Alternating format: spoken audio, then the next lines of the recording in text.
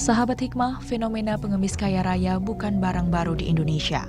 Bukan sekali dua kali, pengemis terjaring razia dengan barang bukti harta kekayaan yang fantastis. Bayangkan, seorang pengemis yang kena razia ada yang kedapatan membawa uang senilai 23 juta rupiah dan belasan gram emas. Petugas Dinas Sosial Kota Jakarta Selatan menangkap Mukhlis, kakek berusia 64 tahun saat tengah beristirahat di bawah jembatan Kebayoran Lama. Saat diperiksa, ditemukan uang 90 juta rupiah dari dalam kantong celananya. Uang ini pun ia bawa setiap hari saat mengemis di jalanan. Namun Mukhlis mengelak uang 90 juta ini ia raih dari hasil mengemis, melainkan hasil kerja serabutan selama 6 tahun di Jakarta. Di Sukabumi, Jawa Barat ini terjadi petugas suku Dinas Sosial Jakarta Pusat saat sedang mengemis di jembatan penyeberangan orang di kawasan Tamrin. Dari dalam tasnya, petugas temukan 2 buah telepon pintar, sebuah jam tangan, dan uang sebesar Rp1.050.000. Mengemis sejak 2013, Irfan telah 2 kali terjaring razia.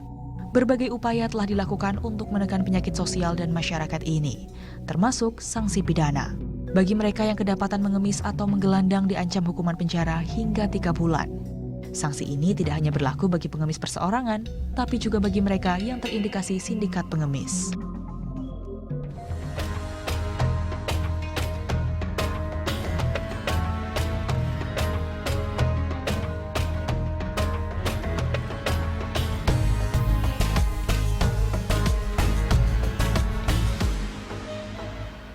Assalamualaikum warahmatullahi wabarakatuh.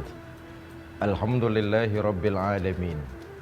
Wassalatu wassalamu ala asrafil anbiya'i wal mursalin Sayyidina wa maulana Muhammadin wa ala alihi wa sahbihi ajma'in, amma ba'du. Saudara-saudara, para pemirsa Net TV yang saya cintai, alhamdulillah pada kesempatan kali ini kita dapat bertemu kembali dalam program Hikmah di Balik Kisah. Mudah-mudahan program ini membawa banyak manfaat buat kehidupan kita. Ada satu kisah menarik, adalah sahabat baginda Nabi besar Muhammad sallallahu alaihi wasallam yang bernama Qabisah. Satu hari Qabisah ini dipesan oleh baginda Nabi, "Hai Qabisah, janganlah engkau mengemis kecuali dengan 3 persyaratannya.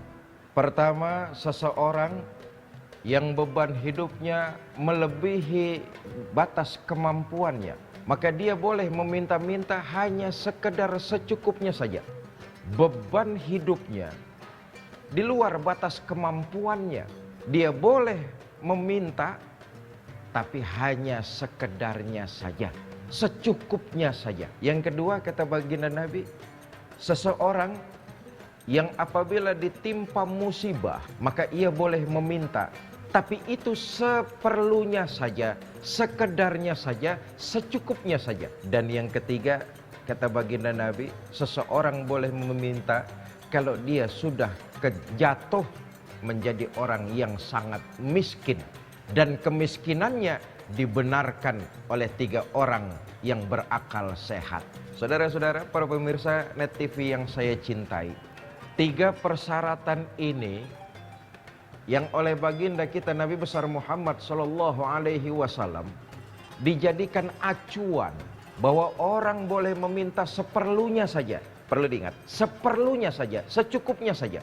Orang yang tanggungannya di luar batas kemampuannya, lalu orang yang terkena musibah, kemudian yang ketiga, orang yang jatuh menjadi sangat miskin, mereka boleh meminta hanya sekedar secukupnya saja. Kita lihat sekarang para pemirsa, banyak orang menjadikan mengemis ini sebagai sebuah profesi, cara paling mudah untuk dapat uang, tapi malas bekerja. Padahal riwayat yang saya sampaikan di awal tadi, Islam sangat membenci seorang muslim yang mampu dari fisiknya untuk melakukan pekerjaan tapi malas, lebih memilih mengemis-ngemis. Islam sangat mengharamkan mengemis, meminta kepada orang lain. Saudara, perlu diketahui, dalam agama Islam ada yang disebut dengan iffah. Apa itu iffah? menjaga kehormatan diri itu hukumnya wajib. Di antara menjaga kehormatan diri adalah tidak meminta-minta kepada makhluk, kepada orang lain, kecuali hanya kepada Allah Subhanahu wa ta'ala. Inilah bentuk menjaga kehormatan diri. Logika sederhananya, bagaimana kita bisa dihormati oleh orang lain? Kalau kita sering meminta kepada orang tersebut, jatuhlah kehormatan diri, jatuhlah wibawa, dan pada akhirnya akan dianggap remeh oleh orang lain. Tapi terlepas dari itu, Islam mengajarkan kepada kita setiap muslim dan muslimah menjaga kehormatan diri. Lebih khusus lagi dalam mencari rejeki. Allah berikan kita akal pikiran, Allah berikan kita kekuatan badan, gunakan itu untuk menjaga kehormatan diri kita. Jangan sampai jadi pengemis meminta-minta kepada orang lain. Karenanya para pemirsa, seorang muslim hidupnya tidak boleh jadi beban buat orang lain. Apalagi sampai menjadikan pengemis sebagai sebuah profesi, menjual tipu muslihat. Kita lihatlah fenomena-fenomena pengemis sekarang ini. Kaki pura-pura dilukain, dibalut dengan berbagai macam perban. Lalu tampilannya dibikin sekumuh mungkin, sedekil mungkin. Dengan menjual penderitaan, mengharap orang lain iba, lalu keluar uang recehan yang diberikannya. Itulah fenomena yang terjadi di tengah masyarakat kita. Malas bekerja, mencari rejeki dengan menipu orang lain. Saudara, pembahasan soal ini, orang yang memberi itu sedekah buat mereka. Tapi pembahasan ini adalah pembahasan tentang profesi pengemis. Faktanya adalah ini dijadikan sebuah profesi, menjual penderitaan dengan mengharapkan iba dari orang lain lalu memberikan uang recehan. Ini sesuatu yang sangat dilarang oleh agama Islam. Satu hari Rasulullah Shallallahu Alaihi Wasallam sedang berjalan lalu berpapasan dengan orang laki yang memanggul kayu bakar di punggungnya. Ditegur orang ini, "Assalamualaikum." "Waalaikumsalam ya Rasulullah." Kata Nabi, "Sampean mau kemana?" "Saya mau ke pasar." "Ngapain?" "Saya habis mencari kayu bakar ya Rasul. Saya kumpulin kayu bakar ini, saya mau jual ke pasar. Hasilnya saya menghidupi anak istri saya." Kata baginda Nabi, "Mas, tolong taruh dulu kayu bakarmu sebentar."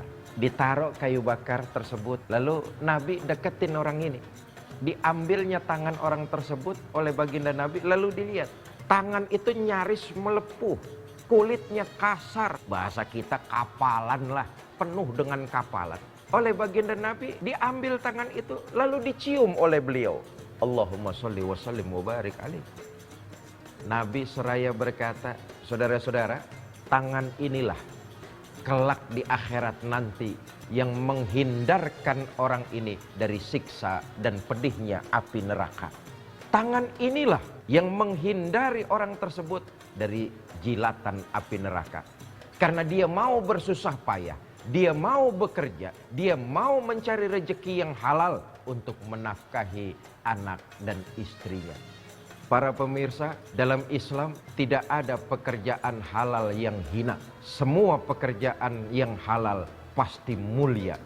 Karena itu jangan sampai terjebak menjadikan pengemis sebagai sebuah profesi, menjual penderitaan, menipu orang lain dengan mengharap iba, ujung-ujungnya mengharapkan cuma sekedar recehan